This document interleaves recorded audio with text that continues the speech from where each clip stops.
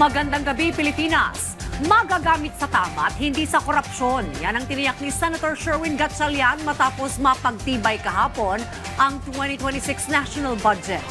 Maituturing din umanong people-centered ang pondo dahil mas nakatutok ito sa pangangailangan ng publiko. Yan ang ulat ni Bien Manalo.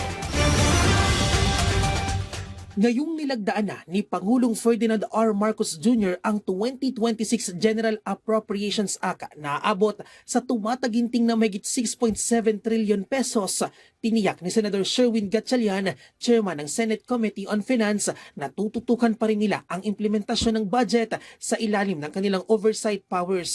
Ito'y para masiguro na magagamit sa tama ang pondo at hindi mahahaluan ng anumang korupsyon.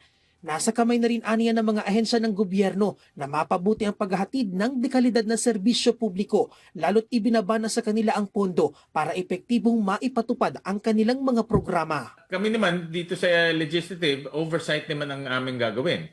Yung pag-implemento ng budget, napakahalaga rin dahil diyan rin pwedeng pumasok yung corruption doon sa implementation ng budget. Kaya imo-monitor natin mabuti itong implementation ng budget. Bagamat may mga item na vinito o inalis aniya ang ehekutibo sa pambansang budget, matatawag ito bilang people-centered budget dahil mas nakatutok aniya ito sa pangangailangan ng mga tao. Nilinaw din ng senador na mula sa ehekutibo ang mga vinitong item at hindi galing sa lehislatura. Aabot sa mahigit 92 billion pesos na Unprogrammed Appropriations Fund ang natanggal sa 2026 GAA. Kasama na dyan ang kontrobersyal na 80 billion pesos sa GIP program na posibleng magagamit aniya sa katiwalian. Inalis din ang subsidiya para sa mga government-owned or controlled corporation o GOCC na nagkakahalaga ng mahigit 6.8 million pesos na may epekto aniya sa operasyon ng iba't ibang ahensya. Tinanggal din maging ang pondong nakalaan para sa RACE program na gagamitin bilang pambayad ng utang sa ilang malalaking car manufacturers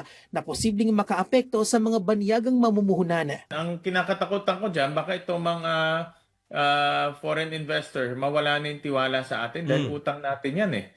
No? At pumunta sila dito para mabayaran itong mga, nagpunta sila dito para mabigyan sila ng insentibo, no? At magtayo sila ng mga factory dito sa ating bansa. Nilinaw naman ni Senador Gatchalian na may paggagamitan ang mga navitong items. Samantala, nangako naman si Gatchalian na patuloy na tutugunan ang ilang hamong kinahaharap ng sektor ng edukasyon na nakakuha ng pinakamalaking budget allocation na aabot sa mahigit 1.3 trillion pesos.